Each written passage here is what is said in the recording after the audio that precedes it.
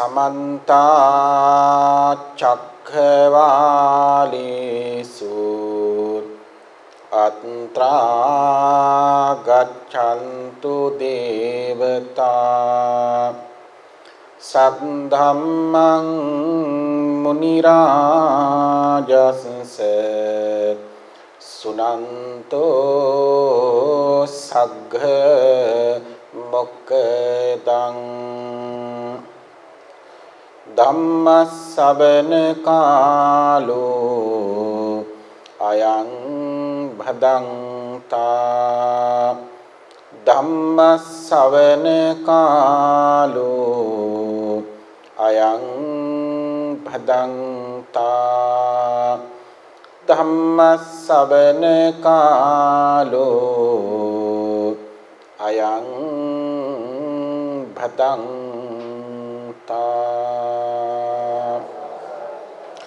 नमो तस्से भगवतो अरहतो सम्मा सम्बुद्धस्से नमो तस्से भगवतो अरहतो सम्मा सम्बुद्धस्से नमो तस्से भगवतो अरहतो सम्मा सम्बुद्धस्से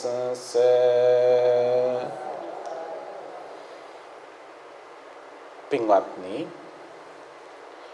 2025 අවුරුද්දේ උතුම් පුසොන් පුරපසළොස්වක පොය දවසේ අද දවසේ ධර්මදේශනාමය පින්කමේ කටයුතු අපි ආරම්භ කරන්න සූදානම ජීවිත අවබෝධයේ පිණිස තථාගත බුදුරජාණන් වහන්සේගේ උතුම් පරියාප්ති ධර්මයයි අපි මේ ශ්‍රවණය කරන්නේ. සුවාසුදහසක් ධර්මස්කන්ධය තුල නිවෙන වැඩපිළිවෙලක් හිත නිවා ගන්න වැඩපිළිවෙලයි භාගතුන් වහන්සේ අපිට අනුශාසනාවෙන් පැහැදිලි කරන්න තිබුණේ. මේ සිත නිවන වැඩපිළිවෙල ක්‍රියාවේ යෙදීම ප්‍රතිපත්තියයි කියලා කියනවා. ඒ ප්‍රතිපත්තිය පූර්ණ භාවයට පත්වීම තුළ සාක්ෂාත් වෙන්නේ ප්‍රතිවේදයයි. සෝවාන් ආදී මාර්ගඵල ප්‍රත්‍යක්ෂයයි.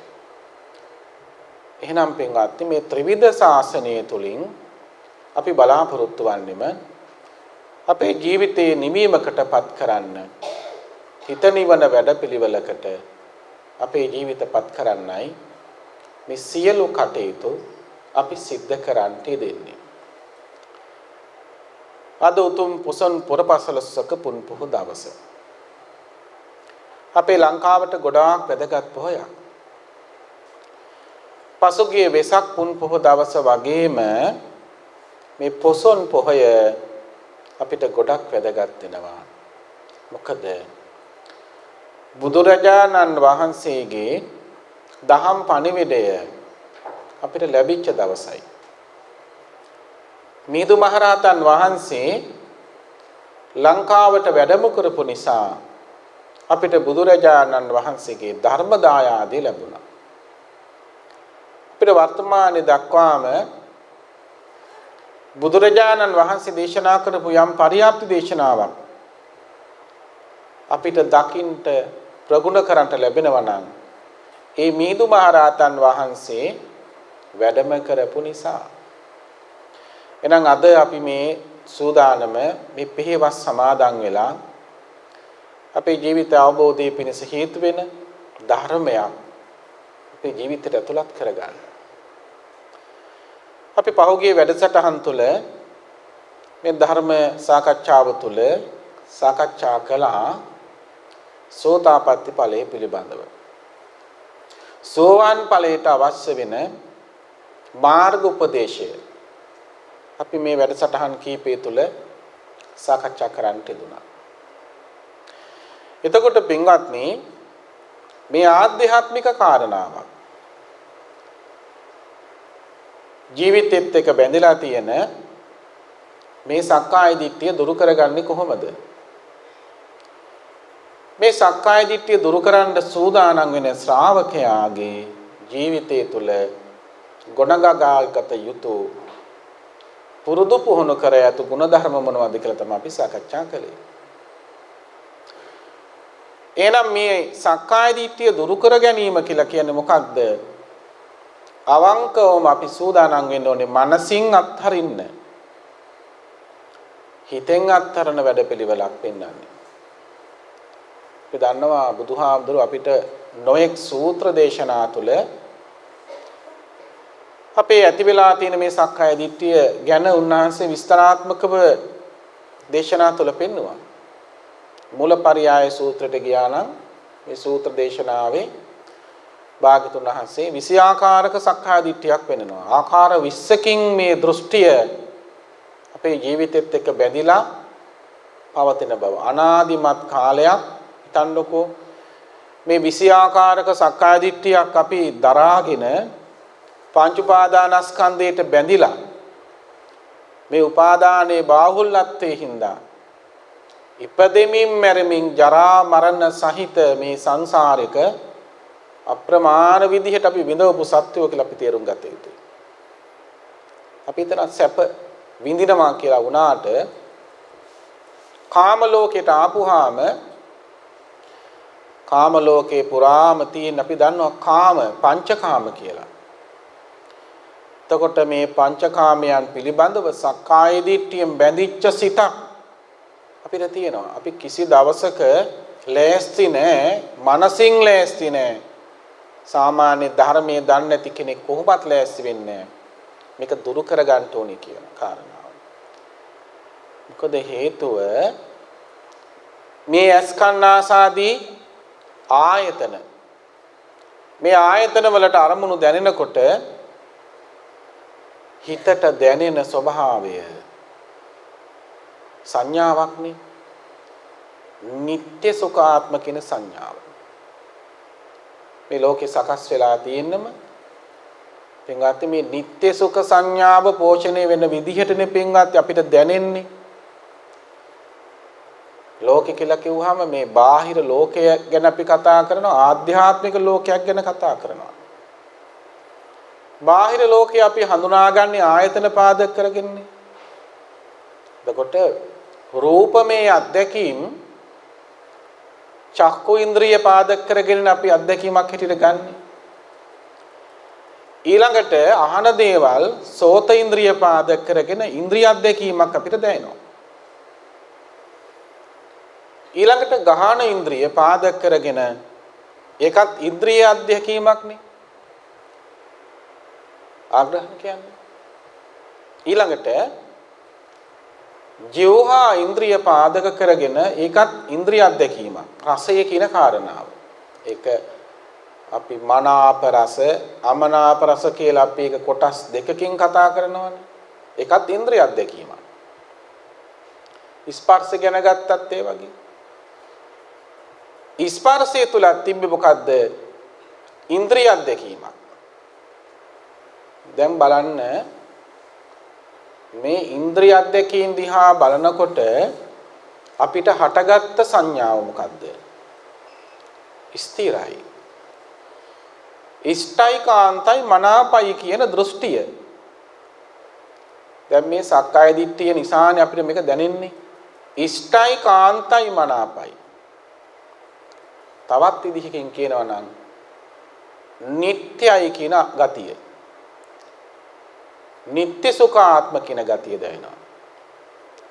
ඇහැට රූප පින්වත්නි චක්කු ඉන්ද්‍රිය පාදක කරගෙන ඇහැට රූප දකිනකොට දැන් අපි හිතනවා දැන් ඇහෙන් රූප බැලුවා කියලා.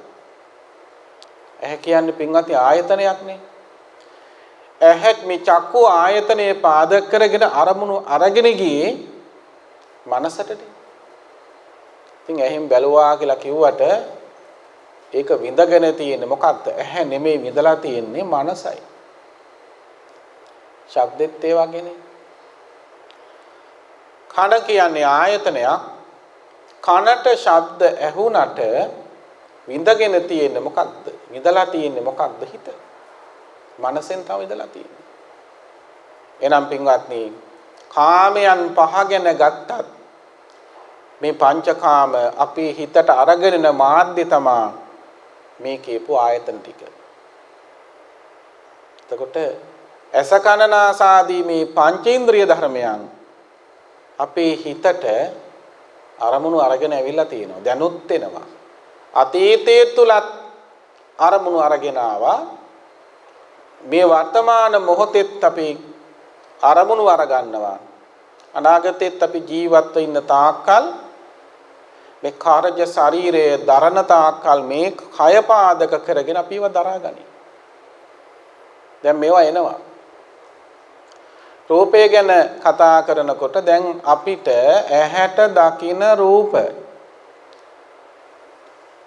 ඇහැට අරමුණු වන ගෝචර වෙන රූපය ගැන කතා කරනකොට අපි දන්නවා මේ ප්‍රියමනාප රූප සහ අප්‍රියමනාප කියලා කාරණා දෙකකින් අපි මේක විමර්ශනය කරගන්නවා. ඒ කියන්නේ කැමැති රූප සහ මා කැමැති රූප කියලා අපි කොටස් දෙකට මේක බෙදාගෙන සිටිනවනේ. කැමැති අකමැති. දැන් කෙනෙක් කැමැති රූපය තව කෙනෙකුට අකමැති වෙනවා. එකම රූපෙට දෙන්නෙකුත් කැමැති වෙන අවස්ථා ඇති. 10 දෙනෙක් කැමති. හැබැයි පින්වත්නි සංඥාව තමයි අපේ ප්‍රත්‍යඥ සංඥාව තමයි එක්කෙනෙකුට දකින්න රූපය තව කෙනෙකුට එච්චර ප්‍රියම් පදවන් නැති වෙන්න පුළුවන්. තව කෙනෙකුට ප්‍රියමනාප රූපය අප්‍රිය වෙන්නත් පුළුවන්. දැන් හිතන්නකෝ පාට ගැන වර්ණ කළ හිතන්නකෝ. ඇඳුමක් තියෙනවා වර්ණවත්. නේද? පාට තියෙනවනේ දැන්. රතු පාට, කොළ පාට, නිල් පාට, කහ පාට, දම් පාට අපිට මේ වර්ණ ප්‍රභේද ගැන කතා කරගත්ත හැකිනේ. දැන් හිතන්නකෝ රතු පාට ඇඳුමක් තියෙනවා. කෙනෙක් මේ රතු පාට ඇඳුමට කැමති නැහැ. හැබැයි තව කෙනෙක් මේකට කැමතියි. 10 දෙනෙක් ගත්තාම දැන් පාට 10ක් තියෙනවා. මේ 10 දෙනා මේ පාට වර්ණ වලට දක්වන කැමැත්ත විවිධාකාර. දෙන්නෙක් එක පාටට කැමති වෙන්න පුළුවන්. 3 දෙනෙක් වෙන්නත් පුළුවන්. හැබැයි 10 දෙනාම මේ එක පාටකට කැමති වෙන්නේ නැහනේ. මේ 10 දෙනා අතරින් සමහර කෙනෙක් නිල් පාටට කැමතියි. තව කෙනෙක් කොළ පාටට කැමති, තව කෙනෙක් පාටවල් දෙකකට කැමති. උන් බලන්නකෝ පින්වත්. දැන් එයා මේ රූපය අල්ලගත්තේ වර්ණ වශයෙන්. මේ රෙද්දක් නේ වස්ත්‍රයක් නේ. මේ පාට වස්ත්‍රය 10 දෙනෙක් දැක්කේ 10 ආකාරයකින්. හැබැයි තමා කැමති වුණත් අකමැති වුණත් ඒ පාටම තමයි. කහ පාටයි. හැබැයි මා කැමති වුණ පාටට අනිත් කෙනා කැමති වුණේ නැහැ. අම් බලන්න සංඥාවේ හැටි. හඳුනාගත්ත හැටි. එහෙනම් එක්කෙනෙකුට ප්‍රිය උපවදන රූපය තව කෙනෙකුට අප්‍රියයි. කැමති නැහැ. ඔන්න බලන්න සංඥා නානත්ව කියලා කියන්නේ. නානත්ත් සංඥාව. හඳුනා ගන්න ස්වභාවයේ විවිධත්වය බලන්නකෝ. එකම පාට සමහර විට දෙන්නේ පාට දෙකකට කැමති, එකකට කැමති නැහැ. එයාට දකින රූපයත් ඒ වගේ තමයි. තව කෙනෙකුට ලස්සන මලක් තියෙනවා. ඒලා මල ලස්සන නෑ තව කෙනෙකුට. ඒක මං කැමති නෑ ඒකට. මං අනිකට කැමති කියලා බලන්න. ඇත්තට මෙහෙනම් මේ ඇහෙන් තමා රූපය අල්ලගත්තේ කියලා අපි හිතුවට ඇහැ මාධ්‍යයක් විතරයි. එකම ඇහැනේ එක විදිහට ඇහැ පිරලා තියෙන්නේ නේද? ඇහැක් ගත්තොත් මිනිස්සෙගේ ඇහැක් ගලවලා ගත්තොත් මේක පරීක්ෂණාගාරයට දැම්මොත් එකම විදිහට මේකේ තියෙන්නේ. කාලී රින්ගියාව තියෙනවා, සුදි ඉන්ද්‍රියාව තියෙනවා නේද? අචක්කු ප්‍රසාදය තියෙනවා, ඔක්කොම ඔකේ තියෙනවනේ. ඒක සමානයි. හැබැයි බලන්නකො පින්වත්නි 10 දෙනාගේ ඇස් 10ක් තිබ්බට ඒ ඇහැ කැමති උනේ නෑ වගේ අපිට පේනවා. ඇත්තටම එහෙනම් අපිට පේනවා මේ චක්කු ඉන්ද්‍රිය කියන්නේ මොකක්ද? මාධ්‍යයක් විතරයි, ආයතනයක් විතරයි. මනසට අරමුණ අරගෙන යන මාධ්‍යයක් විතරයි. එහෙම එකක් විතරයි. එහෙනම් හිතෙන් තමයි ඔක්කොම හදන්නේ ලෝකය. හිතෙන් තමා නිර්මාණය කරන්නේ ලස්සන අවලස්සන පාට කියන කාරණා තුළ විඳින්නේ මොකක්ද? මනස. බලන්න කාම ලෝකේ කාමයන්ගේ ස්වභාවය. මේක හොඳට පින්වත් හිතන්න. කොහොමද මේ ප්‍රිය කියන අරමුණ හටගන්නේ? අප්‍රිය කියන අරමුණ හටගන්නේ කියන කාරණා අපි තේරුම් ගන්නට. ඊළඟට ශබ්දේ බලන්නකෝ. ශබ්දය අපි අහන්නේ කන් සෝත ඉන්ද්‍රියක් කියලා කියනවා. එතකොට මේ ඉන්ද්‍රිය දෙකක් දෙපැත්තේ තියෙන අපිට S2 වගේම.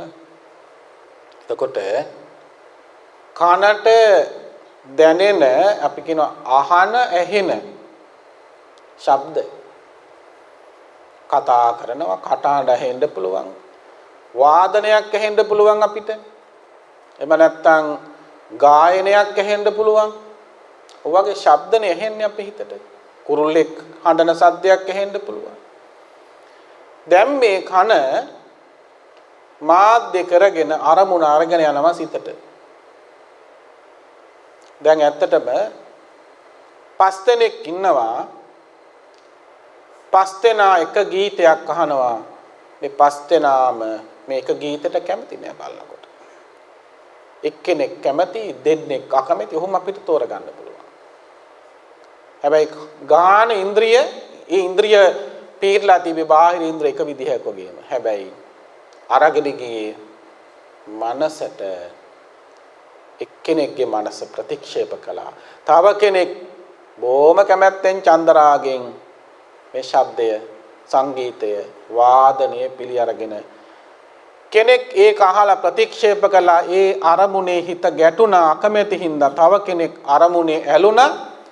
ඇලුණට පස්සේ මොකද උනේ? එයා නැවත අභිනන්දනය කරනවා. අහපු සින්දුව. නේද? දැන් සමහර අය යන්නේ සින්දුවක් අහලා ඒක කියව පාර යනවා සමහර විට. ඒ මොකද්ද කරන්නේ? අභිනන්දනය කරනවා. ඒ කියන්නේ මේ කනට ඇහිච්ච සද්දේ අභිනන්දනය නැවත නන්දනය කරනවා. නැවත සතුටු වෙනවා අපි. එහෙනම් ඔන්න චක්කු ඉන්ද්‍රිය පාදක කරගෙන අරමුණු ආවට ඒක ඇත්තටම ඇහැ නෙමෙයි අභිනන්දනය කරලා තියෙන හිත මනස. එතකොට සෝත ඉන්ද්‍රිය පාදක කරගෙන අභිනන්දනය කරලා තියෙන හිත ඊළඟට ගහන ඉන්ද්‍රිය. ගහන මේ ගහන කියන්නේ ආග්‍රහණ කියන අර්ථය. ග්‍රහණ අපි ග්‍රහ කරගන්නවා කියලා කියන්නේ නේද? එතකොට මේ සුගන්ධ හෝ දුර්ගන්ධ කියන ගතියත් ඒ වගේ. කෙනෙකුට සුවඳවත් දෙයක තව කෙනෙකුට එහෙම සුවඳයි කියලා හිතන්නේ. මලක් වෙන්න පුළුවන්, මලක සුවඳ වෙන්න පුළුවන්, විලවුන් වර්ගයක් වෙන්න පුළුවන්. මොකද වෙන්නේ දැන් ඒ ගාන ඉන්ද්‍රිය පාදක කරගෙන අර නාසයට ඇතුල් වෙච්ච මේ සුවඳ තන්තු ඇතුල් වුණාට පස්සේ මේක පින්වත් ස්නාව පද්ධතිය හරහා මොළයට සංඥාවක් දෙනවා මෙන්න සුවඳක් ආවා කියලා. ඒක හිතට පණිවිඩය යවුවට පස්සේ කෙනෙක් බොහොම කැමැත්තෙන් මේක අභිනන්දනය කරනවා. තව කෙනෙක් අකමැති. ඒකත් ඒ වගේ. ජීව ඉන්ද්‍රියත් ඒ වගේ අපිට ඊටාම ප්‍රකටම ඉන්ද්‍රියනේ දිව කියන ඉන්ද්‍රිය. අපි දවසේ නේද අපි ආහාර අනුභව කරන රසය කියන කාරණාව ස්පර්ශ කරන්න දිවෙන්නේ. එතකොට කෙනෙක් කැමැති කැමක් තියෙනවා. තව කෙනෙක් අකමැති ආහාරයක් තියෙනවානේ. නේද? දැන් ඔය පුංචි ළමයින්ට අපි පැණිරහ දෙයක් දුන්නාම හරි කැමැත්තෙන්. තිත්ත දෙයක් දුන්නොත් බොහොම ශනික ප්‍රතික්ෂේප කරනවා නේද? තිත්ත බෙහෙතක් නේද? තිත්ත බෙහෙතක් බොන්න දුන්නොත් කවුරුවත් hina වෙවි බොන්නේ නැහැ නේද? බොහොම අකමැත්තෙන් S2ත් කටත් ඔක්කොම වෙනස් කරගෙන මේක පානය කරන්නේ. ඇයි හේතුව? ඒ වේදනාව කටුකයි. කටුක විඳීමක්. හැබැයි රසවත් වූ ආහාරයක් දිවට දැනෙනවා. සිනහම් මුසු මොහුනින් තමයි මේක අනුභව කරන්නේ. එකම දිව බලන්නකො නේද? දිව දෙකක් නැහැ නේද? එකම දිවට ජීවහා ඉන්ද්‍රියට ආහාර වර්ග දෙකක් දැම්මා තිබ්බහම හඳුනාගත්තා සංඥාවක් පැණි රස හෝ තිත්ත රස අර රසයේ තියෙන ස්වභාවය අනුව හිත එකක් පිළිගත්තා. අනිත් එක හිත පිළිගත්තේ නැහැ. කටුක ස්පර්ශය. අන ජීවහාන්ද්‍රිය. දැන් මොකද වෙලා තියෙන්නේ? අර කටුක ස්පර්ශය දැනෙනකොට අරමුණේ ගැටෙනවා හිත. ෂණිකව හිත ගැටෙනවා. මානස ගැටලා හිතේ හටගන්නේ මොකද්ද? දෝමනස්සය. දෝමනස්සය හටගත්තා. ඊළඟට ප්‍රිය උපදවන අරමුණේ ගැටෙනවා. මොකද හටගත්තේ පින්වත්? උපාදානය, අවිද්‍යාව කියලා කියනවා ඊළඟට. අරමුණ සුවදායක වෙනකොට අවිද්‍යාව, දෝමනස්ස. අසුභ වෙනකොට දෝමනස්සයත් නේද? සුභ වෙනකොට තණ්හා, ආසාව, අවිද්‍යාව.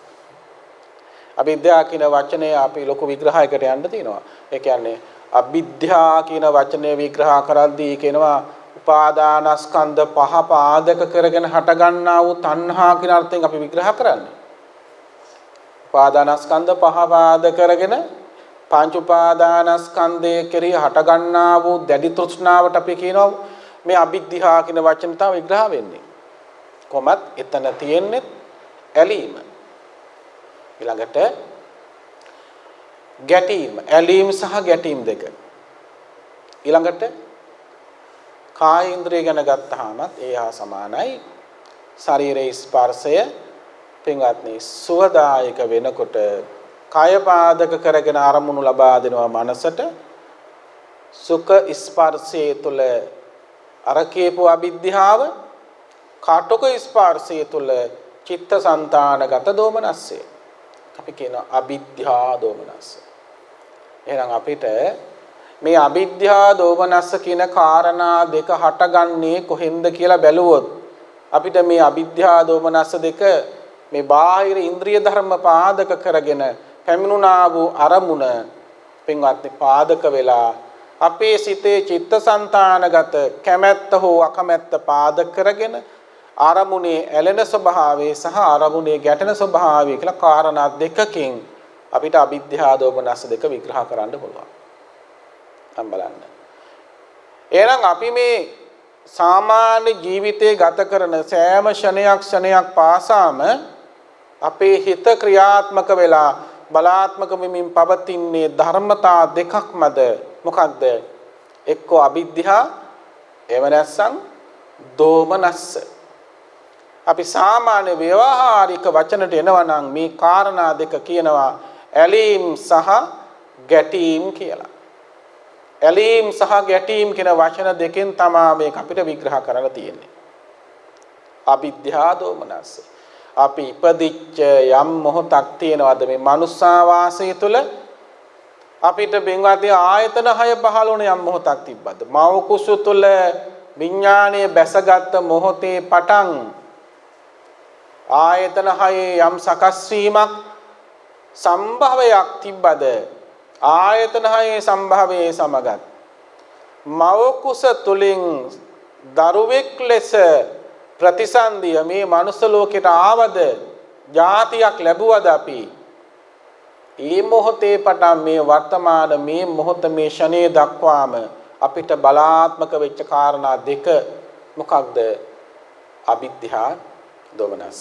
එහෙම නැත්නම් මේ ඇලීම් සහ ගැටීම් කියන දෙක මේ වර්තමාන ෂණේ දක්වා අනාගතයක් තියෙනවා නම් අපිට ඉදිරි පැවැත්මක් තියෙනවා නම් මේ කාර්යස් ශරීරයත් එක්ක ප්‍රාණය නිරුද්ධ වෙන තාක්කල් ඒත් බලාත්මක වෙන්නේ මොනවද?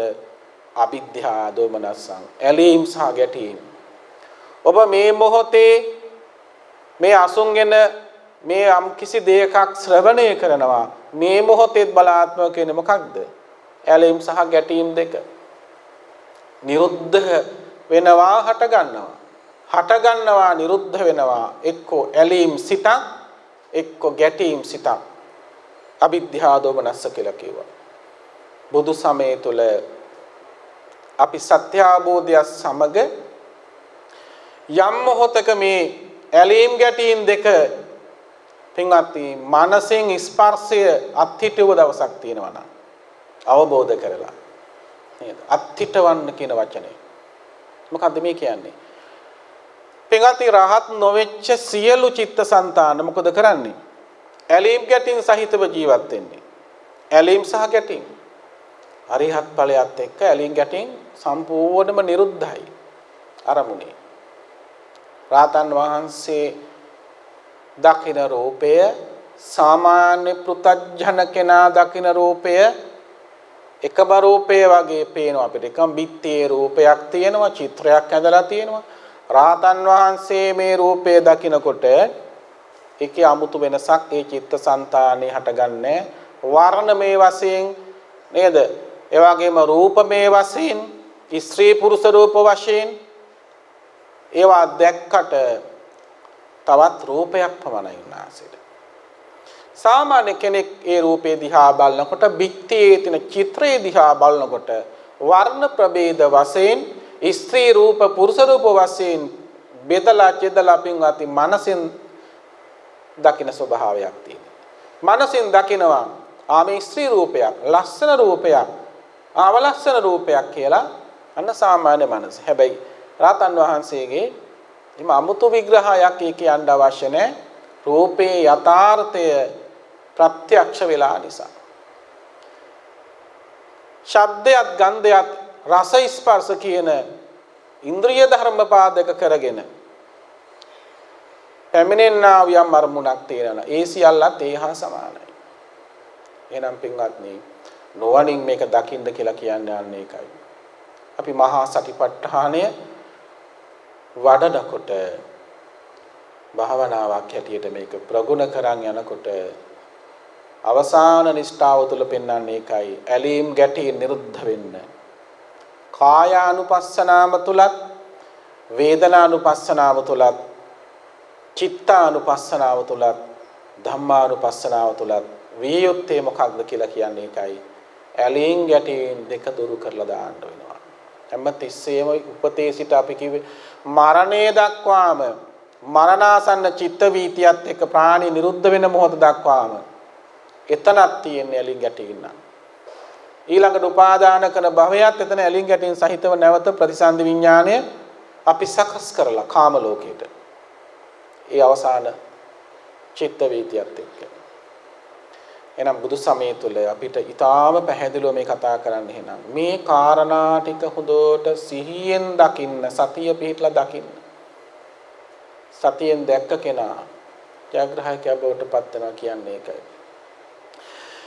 එහෙනම් අපිව සක්කාය දිට්ඨියෙන් බැඳලා තියෙනවා මේ කාරණා පාදක කරගෙන. ඇයි මොකද දැන් අරමුණු වෙනකොට මනස කියන්නේ කොහොමද? මම විඳිනවා දැන්. මම දකිනවා. එමනේ පංචකාම ගැන කතා කරද්දී නේද? රූප, ශබ්ද, ගන්ධ, රස, ස්පර්ශ කියන කාරණා තුල මේ ආයතන පාදක කරගෙන අරමුණු වෙනකොට අපිට හිතෙන්නේ කොහොමද? අපිට දැනෙන්නේ කොහොමද? මා දකිනවා, මා අහනවා, මා ග්‍රහණය කරනවා, මා රස ලබනවා, ස්පර්ශයෙන් සතුට වෙනවා. ඕකනේ අපේ මේ පෝෂණය වෙන සක්කාය දිට්ඨිය. මා තමා මමයේ කියන ගතිය. මා විඳිනවා, මා වින්දාය, වර්තමානෙත් මා විඳිනවා කියන දෘෂ්ටිය තියෙනවා. එතකොට අපි තියුණු ප්‍රඥාවෙන් මේක තේරුම් ගැනීම අත්‍යවශ්‍යයි. ඔබ දකින රූපේ ඇත්ත තේරුම් ගත යුතුමයි. අපි වර්තමානයේ කියලා නිතරම අභිනන්දනය කරන දේ ඇත්තටම වර්තමානයක්ද? භෞතික ලෝකයේ තුල භෞතිකය ගැන කතා කරනකොට භෞතිකයේ කොයි වගේ ස්වභාවයෙන් යුක්තද ස්ථලයක තෝරන් ගන්න ඕනේ. මේ බාහිරව දකින රූප, සතර මහා ධාතු රූප, සතර මහා භූත රූප නැත්නම් හැම මොහොතක්ම අපි කියන වය ධම්මා සංඛාරා කියලා. සංස්කාර කිවි හේතු ප්‍රත්‍යයෙන් හටගත්තා වූ මේ සංස්කාර ධර්මයෝ වය වෙනවා, වැය වෙනවා, ෂය වෙනවා කියන අර්ථ විග්‍රහය තුල. සෑම මොහොතක් පාසාම නේද? අපේ ශරීරයත් ඒ වගේනේ. කාර්ය ශරීරය සෑම ක්ෂණයක් පාසාම ජරාව කරා යනවා එක කාරණාවක්, වැය වෙනවා, වෙනස් වෙනවායි කියන කාරණාවක්. මේ කාලයත් එක්කනේ මේ කතාව.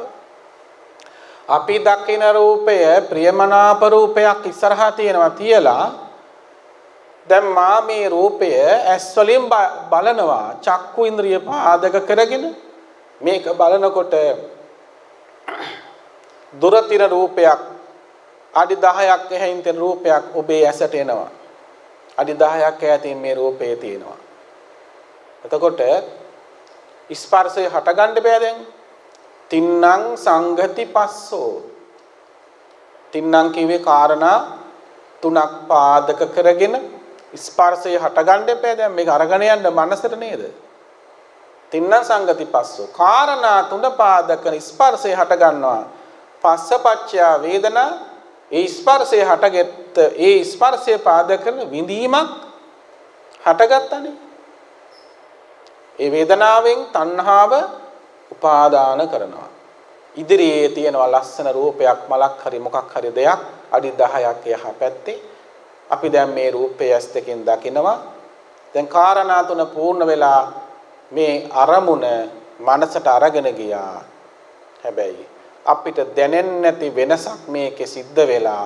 හැබැයි ඒ වෙනස මා ප්‍රඥාවෙන් දැක්කේ නැහැ ඒ නිසා මොකද කියන්නේ මග්ගේ හිත රූපේ ලස්සනයි මේ රූපේ මම දැක්කා කියලා මං හිතන් ඉන්නවා ඇත්තටම අපි දැකලා තියෙන්නේ ගෙවි ෂය වෙච්ච රූපයක් ගෙවි ෂය වෙච්ච වය ධම්මා සංඛාරා කිව්වේ ෂය වෙච්ච රූපයක් තමයි මම මනසින් දැකලා තියෙන්නේ හැබැයි මට ඒක තේරෙන්නේ නැහැ මොකද හේතුව මගේ ඇස්වලට මේ රූපය පැමිණෙන්න මේ අරමුණ පැමිණෙන්න මේ චක්කු ප්‍රසාදයේ ගැටෙන්න කිසියම් කාලයක් ගත වෙලා තියෙනවා. අපි විද්‍යානුකූලව ගත්තොත් මේක තේරෙන භාෂාවෙන් කියනවා නම් ආලෝකයේ වේගය ගැන හිතුවොත් දැන් අඩි 10ක් එහා පැත්තේ තියෙනවා රූපයක්. දැන් මේ රූපේ ඡායාව මගේ ආලෝකයත් එක්ක මේ චක්කු ප්‍රසාදයට එන්න ඕනේ කිසියම් කාලයක් ගත වෙනවා. ආලෝකයේ වේගය තප්පරයට කිලෝමීටර් ලක්ෂ 3ක වේගෙන් මගේ ඇස්වලට මේ රූපේ එනවා. ඒක බෙදලා ගත්තාම දැන් මේ අඩි 10 ගණන් හදලා ගත්තාම කිසියම් කාලයක් එනවා. හැබැයි මගේ ඇස්වලට ඉන්නේ අරතරන් වේගකින් ආවත් ඇහැට අරමුණු වෙන්නේ මොන රූපයක්ද? අර තප්පරයට කිලෝමීටර් ලක්ෂ 3ක වේගෙන් ආපු ආලෝක කදම්බයක්. මේක ඇස්වලට එනකොට මගේ ඇස් දෙකේ ගැටෙනකොට අතන කාලයක් ගත වෙලා අර රූපේ වෙනස් වෙලා එන්නේ අතීත රූප දර්ශනයක් හැබැයි මට ඒක දැනෙන්නේ මා හිතනවා මේ දැනිච්ච රූපේ වර්තමාන රූපයක් කියලා ලස්සනයි නේද කියලා හිතෙන් හදා ගන්නවා සංකල්පය සංකප්ප රාගය සියලු රූප එහෙම තමයි කවදාවත් අපි වර්තමාන රූපයක් දැකලා නැහැ අපි දකින්නේ මොන රූපයක්ද ගෙවි ගිය අතීත සංස්කාර රූපයක් හැම තැනම එහෙමයි ශබ්දය ගත්තත් ඒ වගේ ඒකත් ගෙවි ගිය ශබ්ද රූපයක් ගෙවි ගිය අතීත සංස්කාර ශබ්ද රූපයක් තමයි කන් වලට ඇවිල්ලා තියෙන්නේ හැබැයි ප්‍රඥාවෙන් දකින්න නැති කෙනා ඒක එහෙම හිතන්නේ නැහැ වර්තමාන රූපයක් කියලා දෘෂ්ටි හදාගෙන ඉන්නවා ඒ වර්තමාන රූපයක් කියලා දෘෂ්ටි හැදෙන නින්දා මොකද වෙලා තියෙන්නේ ආය පෝෂණය කරන සංකාය දිට්ඨියෙන් මේ රූපේ නිට්ටයයි මා දකින්නේ වර්තමාන රූපයක් හැබැයි රහත් උනාට පස්සේ ඒ වෙනස වෙනවා රාතන් වහන්සේට පුළුවන් දකින්න මේ ඇහැට එන රූපේ වර්තමාන රූපයක් නන් නෙමෙයි ගෙවි ගිය සංස්කාර රූපයක් අතීත ගෙවි ගිය සංස්කාර රූපයක් තමයි මගේ ඇසට ආවේ කියලා ආන් එහෙම උන්වහන්සේට දකින්න පුළුවන්. උන්වහන්සේ අවබෝධ කරන් ඉන්නේ එහෙනම් මේකට තණ්හා කරලා වැඩක් නැහැ. ඇයි මේ රූපේ දැන් ගෙවි ගිය රූපයක් නේ. ෂය වෙච්ච රූපයක් නේද? දැන් බලන්නකො සරල උදාහරණය මේ ඔය අලුත් විදිහට හිතන අයට තේරෙන මං කියන්නම් මේ මොකක්ද මේ ගෙවි ගිය සංස්කාර රූපේ කියන කාරණාව දැන් විද්‍යාඥයන්ට පුළුවන් දුරේක්ෂ භාවිතා කරලා ආලෝක වර්ෂ බිලියන ගාණක් එහා තියෙන මේ තාරකා මන්දාකිනි හොයලා කියන්නේ. එවෙල ඊයේ පෙරේදත් හොයාගත්ත එකක්. ආලෝක වර්ෂ බිලියන 13ක් විතර එහා තියෙන මන්දාකිණිය. බිලියන 13ක් එහා. ඒ කියන්නේ ආලෝක වර්ෂයක් කියලා කියන්නේ අවුරුද්දක් ඇතුළත එක ආලෝක කිරණයක් ගමන් කරන දුර. අවුරුද්දක් ඇතුළත නේද? එතකොට ඒ මන්දාකිණියේ තියෙන ආලෝක වර්ෂය බිලියන 13ක් එහායි. දැන් මේ දූරේක්ෂය භාවිතා කරලා මේ ආලෝක වර්ෂ බිලියන 13ක් එහා පැත්තේ තියෙන මන්දාකිණිය බලනකොට අර විද්‍යාඥයාගේ ඇහැට එන්නේ මොන ආලෝකයක්ද? වර්තමාන ආලෝකයක් නෙවෙයිනේ. ඒ ආලෝක කදම්බය නිකුත් කළේ මීට ආලෝක වර්ෂ බිලියන 13කට එහා. අන්න වැඩි. ආලෝක වර්ෂ බිලියන 13කට එහා තමයි ආලෝකය නිකුත් කළේ. දැන් අපිට පේන්නේ ඒ තරම් ඈත අතීතයක ආලෝකයක්. සමහර වෙලට ඒ තාරකා ටික දැන් නැහැ. ෂය වෙලා. අයි මීට අවුරුදු බිලියන 13කට එහානේ ආලෝකය දීලා තියෙන්නේ. ආලෝක වර්ෂ බිලියන 13කට පස්සේ ගැත්තොත් ඒ තාරකා දැන් විනාශ වෙලා. එතන තාරකාවක් නැහැ බලනකොට. හැබැයි මා හිතනවා දකිනකොට මෙතන මේ තාරකාවක් මට පේනවනේ කියලා. ඇත්තටම පෙන්ලා තියෙන්නේ මොකක්ද? අතීතයේ නිකුත් කරපු ආලෝක දර්ශනයක්. ඇත්තට බලපුවම දැන් එතන තාරකා නැහැ. ඒ ආලෝක අවුරුදු බිලියන 13කටත් එහානේ වර්ෂය. ගණන් කරන්නද හිතන්නත් බැරි කාලයක්. ආන්ගේ වගේ තමයි සීල රූප. සරලව තේරෙන උදාහරණයක් කිව්වේ. ඇහැට ආරමුණු රූප සියල්ල එහෙනම් අතීත සංස්කාර කියලා කියන්නේ ඒකයි. කනට ඇහෙන රූප මේ ශබ්ද අතීත සංස්කාර කියලා කියන්නේ ඒකයි.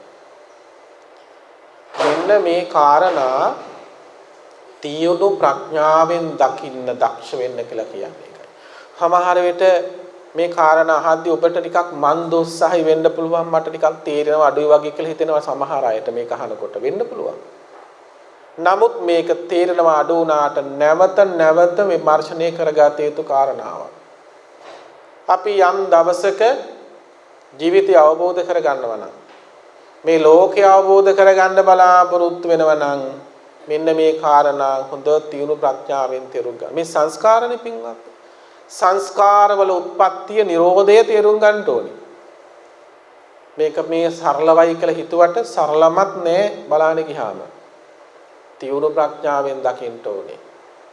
හැබැයි අමාරුයි කියලා අත්හරින්න දෙයක්වත් නෑ. ප්‍රඥාවෙන් දකින්න. තියුණු ප්‍රඥාවෙන්. ඔබට තෝරගන්න පුළුවන් මොකද්ද මේ කියන කාරණාව කියලා. මේ කාරණා විග්‍රහ කරගැනීම තුළින් බලාපොරොත්තු වෙන්නේ මොකක්ද? අර හිතේ හටගත්ත සක්කාය දිට්ඨිය දුරු කරගන්න උපකාරක ධර්ම මේ හදන්නේ අපි. එයි මොකද හේතුව? අපි ඔය සක්කාය දිට්ඨිය පෝෂණය කරන දේවල් මේ තියෙන්නේ බාහිරව රූප. රූප, ශබ්ද, ගන්ධ, රස, ස්පර්ශ.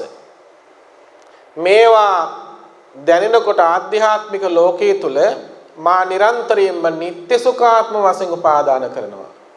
එයි මා විඳිනවා, මට දැනෙනවා, මා අග්‍රහණය කරනවා කියන දෘෂ්ටිය තුල මා සිටිනවා. මොකද මේ බාහිර රූප ගැන ඇති කරගත් තණ්හාව නිසා. අපිට මේක කඩා ගන්න බැරි වුණේ මෙන්න මේ කාරණාව තියුණු ප්‍රඥාවෙන් විමර්ශනය කරගත්තේ නැති නිසා. විමර්ශනය කරගත්තේ නැති නිසා.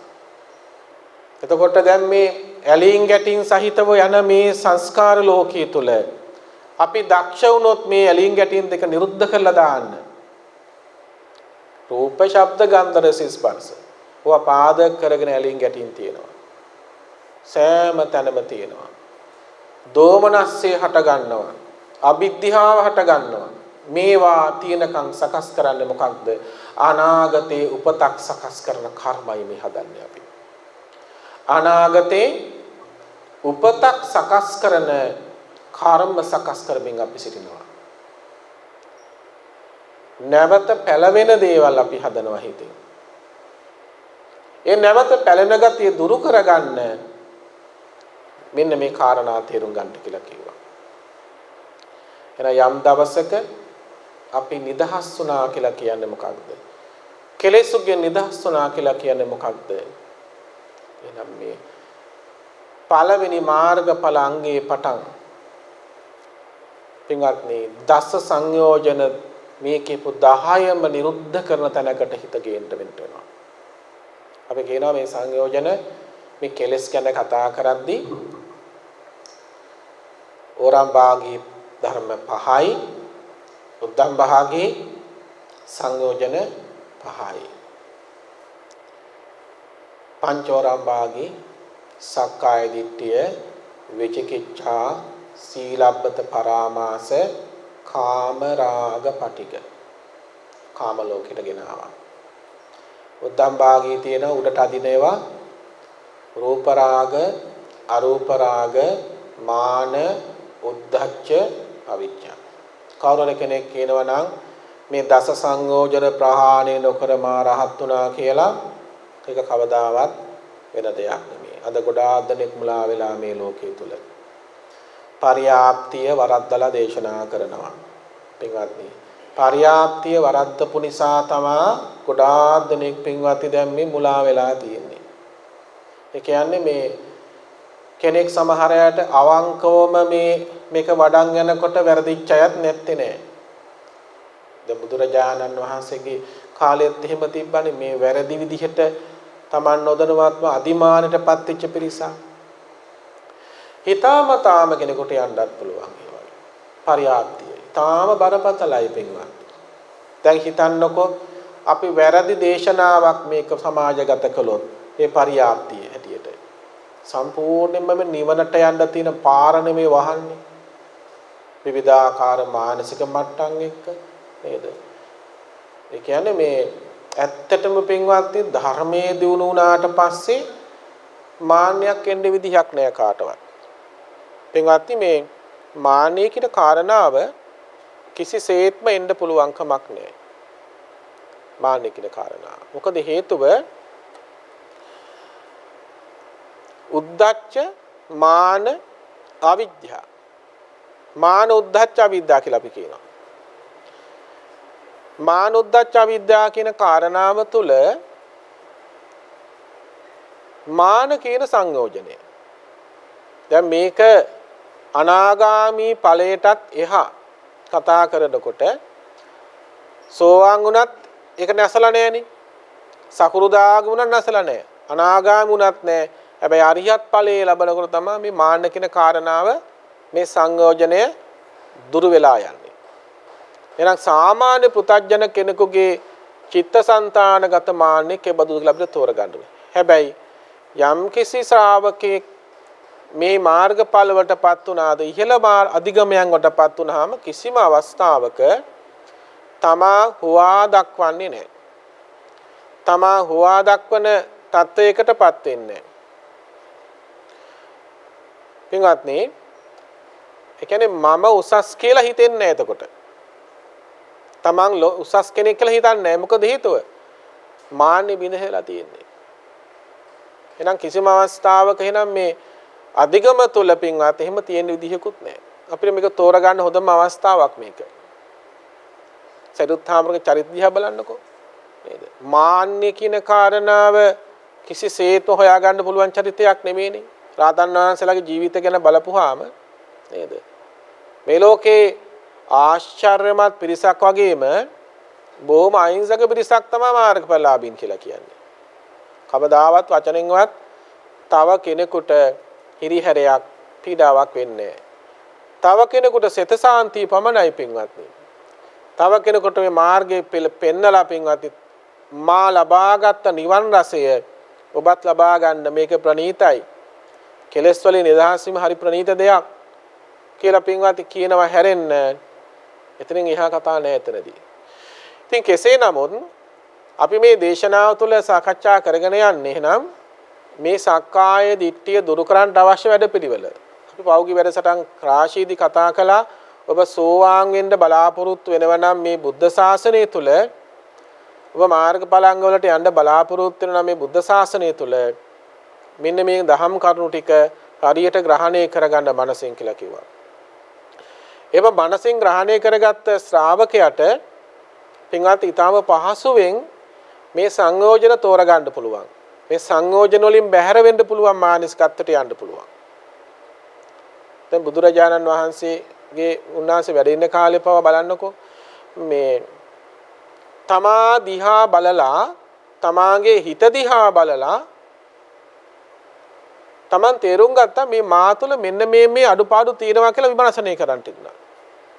ඒ කියන්නේ බලන්න දැන් අපි හිතනවා මේ ගොඩාක් කලින් අපි කතා කළේ ගොඩක් දේවල් එකතු වුණාට පස්සේ ලෝකයේ උගන්ලා තිබ්බේ කොහොමද සැපයි කියලා. ගොඩක් දේවල් ළඟට ගත්තාම හරි කියලා අපි හිතන් ඉන්නවා.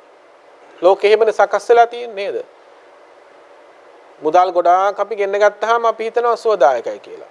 සැපයි කියලා. දැන් අර මේ ඒ බුදුරජාණන් වහන්සේ ඉන්න කාලේ අර දැන් මහා හොර කණ්ඩායමක් හිටියනේ කාලේ. අදත් ඔය ඉන්දියාවේ ඉන්නවා මේ ඔය 4-5ක් නෙමෙයි මේ හොරු 4500ක් සොර කණ්ඩායම්.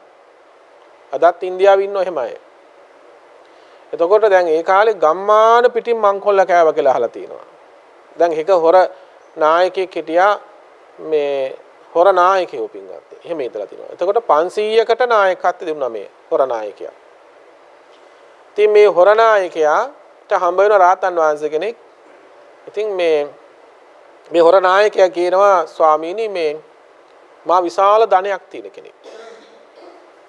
මට 4500ක් ඉන්නවා සොරු. දැන් මට සල්ලිත් ගොඩක් තියෙනවා. සල්ලි ගොඩක් තියෙන මට දැන්. ඉතින් මේ මට සල්ලි ගොඩක් තියෙනකොට මට ආයෙ හිතන මොනවද? ආයෙ හොරකම් කරන්න හිතෙනවා. ආන්ගේ තමයි යා කියන්නේ දැන්. බලන්න මේ දැඩිව ග්‍රහණය කරගත්තාම දැනෙන හැටි. නේද? දැන් බිලියන ගාණක් මුදල් තියෙනවා කෙනෙක් හිතන්නකෝ. බිලියන ගාණක් මුදල් තියෙනවා. දැන් යාට ඉන්න තියෙන අවුරුදු 50යි 60යි 70යි. හැබැයි ඒ පුද්ගලයාට හිතෙන්නේ නැහැ මට අවුරුදු 50ක් හෝ 60ක් යනකොට මට මේක අත්හැරෙනවා කියලා. අත්හැරෙනවා කියන්නේ මේ අත්හැර දාලා මේ භෞතිකයේ අත්හැර දාලා මේ ශරීර කූඩුව අත්හැර දාලා ප්‍රාණය නිරුද්ධ වෙනවා කියලා දැනෙන්නේ නැහැ හිතෙන්නේ නැහැ. දැන් යාට පේනවනේ භෞතිකයේ තුල මිනිස්සු මැරෙනවා පේනවා, මිනිස්සු ලෙඩ වෙනවා පේනවා. ඒ හැම දෙයක්ම පේනවා. හැබැයි හිත පිළිගන්න ලෑස්ති නැහැ මාත් මේ දේ දාලා යනවා කියලා. එතකොට මෙතනේදී තියලා ප්‍රාණය නිරෝධ වුණා. ඉන්න ඒ කාලබිල අවසන් කරાવી. හැබැයි මරණ වෙලාවේ යාට ඒක අත්හැරෙන්නේ නැහැ. දැන් එයාගේ උපාදානයේ තියෙන්නේ අර බාහිර භෞතිකය ගැන. මොකද වෙලා තියෙන්නේ? භෞතිකයේ තුල ඇතිලා තියෙන ඇලීම් සහගත සිතිවිල්ල අවිද්‍යාව සහගත අකුසල මූලසිතකින් ප්‍රාණය නිරුද්ධ වෙනවා. අන්න ඊළඟ භවය ප්‍රතිසන්දිය සකස් කළේ ඊට අදාළ අනුරූප වෙච්ච උපත. බොහෝ දුරට පින්වත්නි දැන් ওই പ്രേත ආත්ම භව പ്രേත ලෝකයට අවශ්‍ය පාර සකස් වුණා. එහෙම දේවල් තියෙනවා. මොකද හැම දෙයකටම පාදක වෙන මනසනේ. දැන් ඔය ධම්මපදයේ පටන් ගද්දිම අපි දන්නවා මනෝ පුබ්බංගමා ධම්මා මනෝසෙට්ඨා මනෝමය. සියලුම ධර්මතාවන් වලට පෙරට වෙන්නේ මනසයි කියන කාරණාවනේ. සියලු ධර්ම වලට පෙරට වෙනවා. මරණාසන්න වෙලාවේ නේද? මරණාසන්න චිත්ත වීතිය බලන්නකො මනස පාදක කරගෙන ප්‍රසන්න හෝ අප්‍රසන්න භාවය නේද? මරණාසන්න චිත්ත වීතිය ප්‍රසන්න සිටිවිල්ලක් නම් ප්‍රසන්න කර්මයක් නම් ප්‍රසන්න ප්‍රතිසන්දිය. මරණාසන්න චිත්ත වීතිය අප්‍රසන්න කර්මයක් නම් අප්‍රසන්න ප්‍රතිසන්දියක් නේ ඊළඟට සකස් කරන්නේ ලෝකීය ස්වභාවය එකයි. එතකොට ඒ පෘථග්ජන ලෝකයේ තුලයි සිද්ධ වෙන්නේ ස්වභාවය. හැබැයි ඔය ශ්‍රද්ධානුසාරී ධම්මානුසාරී ගතියට එහා ගිහිල්ලා යම් කිසි ශ්‍රාවකෙක් සක්කාය දිට්ඨිය දුරු කරානම් මේ 20 ආකාර සක්කාය දිට්ඨිය දුරු කරපු ශ්‍රාවකෙක් ඉන්නවා නම් දැන් මොකදලා තියෙන්නේ? එයා මේ රූප ශබ්ද ගන්ධ රස ස්පර්ශ හෝ ඊළඟට මේ පංච උපාදානස්කන්ධය පිළිබඳව හෝ අර දැඩි ග්‍රහණය කිරීම නැති නිසා එයාගේ හිතේ ඔය අවිද්‍යාව දෝමනස් කියන කාරණා අවබෝධය නිසා අන්න පින්වත්නි සෝවාන් වෙච්ච ශ්‍රාවකයා අර සතර පායි දුකට වැටෙන්නේ නැහැ ඊළඟට. ඒ සතර පායි දුරට වහලා කියලා කියන්නේ අර අවිද්‍යා දෝමනස්ස කියන්නේ මොකක්ද කියලා තේරුම් අරගෙන තියෙනවා. අර සක්කාය දිට්ඨියෙන් ආධ්‍යාත්මිකව බාහිර රූප ග්‍රහණය කිරීම කියන්නේ මොකක්ද කියලා තේරුම් අරන් සිටිනවා. යම් වේදනාවක් දැනෙනවා නම් මරණාසන්න චිත්ත වීතිය තුල දැන් අපිට මොකක් හරි වේදනාවක් දැනෙනවනේ දැන් නේද? දැන් දෝමනස්සේ ගත්තාම ඔබට හැදෙනවා අසනීපයක්. හිතන්නකෝ දරුණු රෝගයක් හැදෙනවා. දැන් මේ කායික දුක පාදක කරගෙන අපේ හිතේ හටගන්නේ ගැටීමනේ. තුවාලයක් හැදුනා, අතපය කැඩුනා, පිළිකාවක් හැදුනා හිතන්නකෝ. දැන් මේකෙන් මිනිස්යාගේ මරණය ප්‍රාණය නිරුද්ධ වෙන්නේ මොන වගේ චිත්ත වීතියක්ද කියලා කිව්වොත් බරපතල ගණේ දෝමනස සහගත සිටිවිල්ලක් නේ. දැන් මට මතකයි එක පිළිකා රෝගියෙක් කෑ ගහනවා. මේ බඩේ පිළිකාවක් හැදිලා ඔය මුත්‍රා මාර්ගේ පිළිකාවක් හැදිච්ච රෝගියෙක්. දැන් මෙයා කෑ ගහනවා කොහොමද? රත් කරපු යකඩයක් රත් කරලා තියෙනවා වගේ මට දැනෙනවා කියලා. කවුරු හරි කෙනෙක් යකඩයක් රත් කරලා මේ ශරීරයේ තියලා පුච්චන වගේ මට දැනෙනවා කියලා මේ මිනිස්සයා විලාප නගලා කෑ ගහනවා. එහෙම කෑ ගහලා මේ මිනිස්සයාගේ ප්‍රාණය නිරුද්ධ වෙනවා. දැන් මේ පුද්ගලයාගේ මරණය සිද්ධ වෙන්නේ කොහොමද? අර වේදනාවේ බලවත් වූ ගැටීම් සහිතව. බලන්නකෝ. දැඩි වේදනාව තුළ බලවත් ගැටීම් සහිතයි හටගත්තේ මොකද්ද? දෝමනස්ස සහගත පටික සම්පයුක්ත අකුසල චිත්ත වීතිනේ. අකුසල වීති. දැන් බලන්න ඊළඟ උපත සකස් කරන්න දෙන්නේ මොන වගේ තැනකද? සුගතියට යන්න දෙන අවස්ථාව ඊටාම අල්පයි. ඔබ බලන්න මේ මානසික ගැටීම අතර දැන් කායික රෝගයක් නිසා කායික ගැටීම සහ අර වේදනාව පාදක කරගෙන හටගත්තා වූ මේ ගැටීම කොයිතරම් බරපතල තැනකට අරගෙන ගියාද මනස. ඔන්නක තමයි ප්‍රශ්නේ වෙන්නේ ගොඩක් දෙනෙකුට. වේදනාවේ ගැටෙනවා මනස. වේදනාවේ ගැටිලා ප්‍රාණය නිරුද්ධ වෙනවා. අර දෝමනස සහගත පටික සම්පයුක්ත චිත්තයත් එක්ක ප්‍රාණය නිරුද්ධ වෙනවා. දැන් මේ ධර්මාබෝධයට පත් වෙච්ච කෙනාට මේක කොහොම හරි ගලප ගන්න පුළුවන් වෙනවා ඊළඟට. කෙනෙක් කියන්න පුළුවන් ඔය තියෙන වේදනාවට මොන බනද කියලා කෙනෙක් කියන්න පුළුවන් නේද? හැබැයි එහෙම හිතෙන්නේ මොකද්ද? මේ ධර්මයට ආපු නැති කෙනෙක් හිතන්න පුළුවන්. මේක ප්‍රගුණ කරලා නැති මේක අධ්‍යයනය කළා නැති කෙනෙකුට එහෙම හිතෙන්න පුළුවන්. එහාට ගොඩක් එහාට හිත දියුණු කරලා නැත්තම් පෘථග්ජන මනස එහෙම හිතන්න පුළුවන් ගොඩක් දෙනෙකුට. හැබැයි වේදනාව ගැන දන්න කෙනෙක්, අනුපස්සනාව වඩපු කෙනෙක්, වේදනානුපස්සනාව පුරුදු කරලා දැන් තියන්නේ යාට කායිකව දැනෙන යම් වේදනාවක් තියෙනවා නම් ඒ වේදනාවේ ඇලීම් ගැටීම් දුරු කරන හැටි දන්නවනේ. මානසික වේදනාවේ ඇලීම් ගැටීම් ගැන දන්නවා. ඒක හොඳට දියුණු කරපු චිත්තසංතානයක් තියෙනවා. කායික මානසික වේදනා දෙකේම හට ගැනීමත් නිරුද්ධියත් ඒ ශ්‍රාවකයා දන්නවා. එයා දකින්නේ මොකද්ද? මේ දැනෙනා වූ වේදනාව නිත්‍ය නෑ. මේ කටුක වේදනාව නිත්‍ය නෑ. මේ සැප වේදනාවක් නිත්‍ය නෑ. දැන් සමහර රෝගීන් මැරෙන වෙලාවේ සමහර තොරතුරු තියෙනවනේ. තමා නිදාගෙන හිටපු සයනේට තණ්හා ඇති වෙලා දුගතිය ගිය අය පින්වත්. සයනය කිව්වම නිදාගෙන ඉන්න මෙට්ටේ ස්පර්ශයේ සැපයි අන්තිමට උපාදාන උනේ මොකක්ද? අර ස්පර්ශය. එතකොට දැන් ඒ විග්‍රහයේ තියෙනවා පින්වත්නි අර මෙට්ටය උපාදාන කරපු පුද්ගලයාගේ ප්‍රාණය නිරුද්ධ වුණා. ප්‍රේත භවයක් ලැබලා තියෙනවා. අර මෙට්ටේ අභ්‍යන්තරේ අර මෙට්ටේට දාපු රෙද්ද ඇතුලේ പ്രേත ලෝකයක්.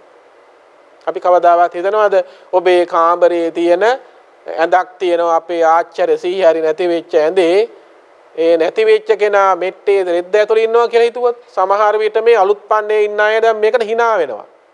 ඒවයි ඉන්නවා. දැන් මේකට කමෙන්ට් කරේ සමහර අයට මේ මොනවද කතා කියලා. නමුත් ඉතින් කරන්න දෙයක් නැහැ. මේ ලෝකයේ චිත්තයාගේ ස්වභාවය තේරුම් ගන්න දක්ෂ වෙන්න. හිතේ ස්වභාවය තේරුම් ගන්න. දැන් අද කාලේ දැන් ගොඩාක් උගන්වනව නේද මේ ඔක්කොම මේකේ තියෙනවා කියලා ප්‍රේත ලෝකය කියලා එකක් නැහැ කියලා කතා කරන සමහර අය. අමනුස්ස ලෝකවල එකක් නෑලා දිව්‍ය ලෝක ඔක්කොම මේකේ තියෙන්නේ කියලා. ඉතින් පින්වත්නි මේ ඒකට ගිහිල්ලාම බලන්න ඕනේ ඉතින් නේද? එයාට ගියාට පස්සේ හොයාගත්ත හැකි තිබ්බද නැද්ද කියලා. ඉතින් ඒක වෙන කතාවක්. දැන් මේ උපාදානයේ ස්වභාවය ඇලෙන් ගැටින් කියන මේ ස්වභාවය මේ සක්කාය දිට්ඨිය ස්වභාවය කොයිතරම් විපතක් අපිට අරන් එනවද විඳවන්න වෙනවද මරණයෙන් මත්තේ විඳනවා මේ ජීවිතෙත් විඳනවා සංසාරේ විඳනවා කියන එකයි. ඒකයි කිව්වා මේ බුද්ධ ශාසනයක් ලෝකේ පහළ වෙච්ච කාලෙක ප්‍රමාද වෙන්න එපා කියන්නේ ඒකනේ. අපි ප්‍රමාද වෙවි ඉන්නවා මේ ධර්මයේ තේරුම් ගන්න පරක්කු වෙනවා. සිහිය පිහිටන්නේ පින්වත්නි ගොඩක් දෙනෙක්. සතිය පිහිටන්න කියන්නේ ඒක හැම තැනකම. මොන දේ කළත් පාරේ ගියත්, ගෙදර හිටියත් සතිය පිහිටන්න කියලා කියන්නේ ඒකයි. සිහියෙන් කටයුතු කරන්න මේ ධර්මය අවබෝධ කරනකොට. මේ ධර්ම දේශනාවක් අහදී සිහියෙන් අහන්න. ඔබට එකක් හරි තේරුම් ගන්න. අපි නිතර කියන්නේ ඒකයි. ඔබ මේ දේශනාවකට අසුන් ගත්තට පස්සේ ඔබ මේ දේශනාව අවසන් කරලා නැගිටිනකොට එකක් හරි අඩු කරගන්න. එකක් හරි අඩු කරගන්න ඔක්කොම බැරි වෙයි. මා තුල පවතිනා වූ මේ අහවල් ක්ලේශය මං පැත්තකින් තියනවා. බහාලනවා කියලා හිතා ගන්න.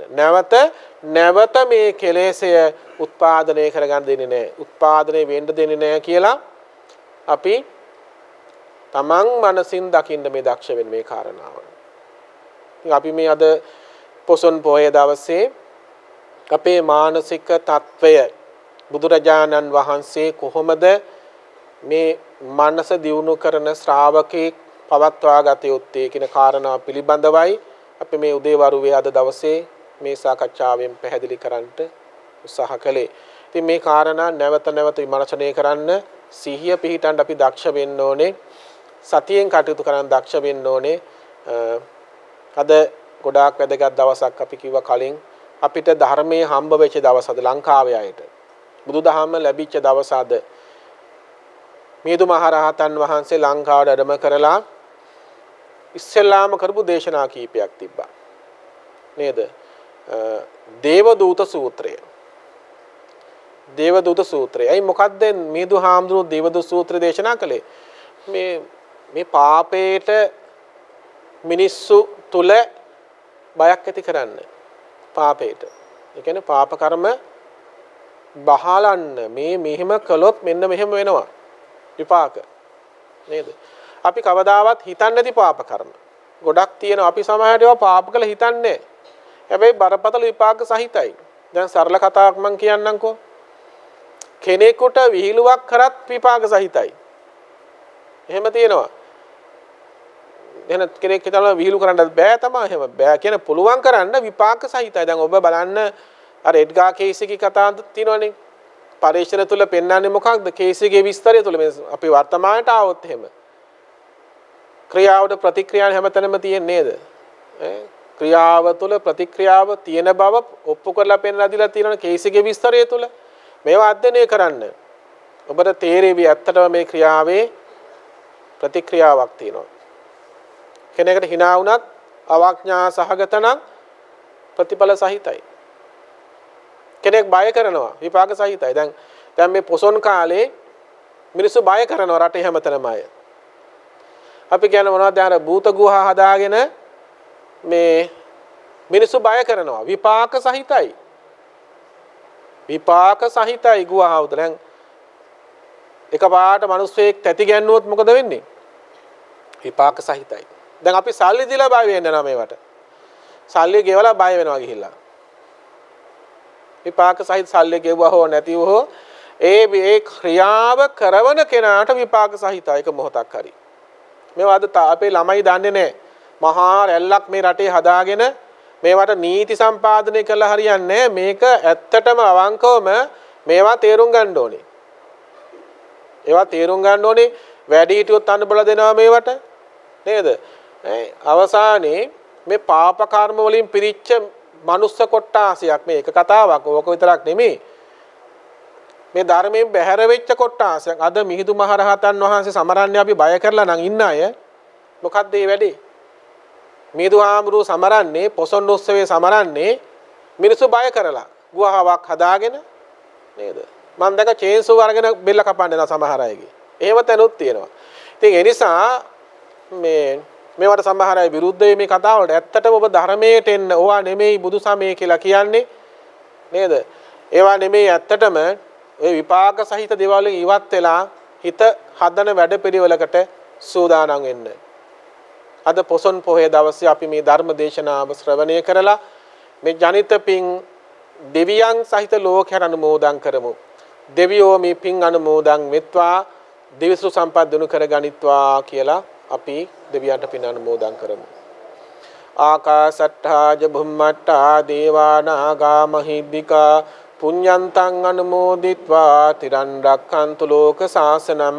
ආකාසට්ඨා ච බුම්මට්ඨා දේවා නාග මහිද්దికා පුඤ්ඤන්තං අනුමෝදිත්වා තිරන් රක්ඛන්තු දේශනං. ආකාසට්ඨා ච බුම්මට්ඨා දේවා නාග මහිද්దికා පුඤ්ඤන්තං අනුමෝදිත්වා තිරන් රක්ඛන්තු ත්වං සදාති. ධර්ම ශ්‍රවණය කිරීම තුළින් ජනිත පුණ්‍ය සම්භාර හැම දිනාටම උතුම් චතුරාර්ය සත්‍ය ධර්මයන්ගේ අවබෝධයෙන් ලබන අමා මහ නිවනින් සැනසෙන්න මේ කුසල ධර්මයන් හේතු වාසනා වේවා කියලා සාදු.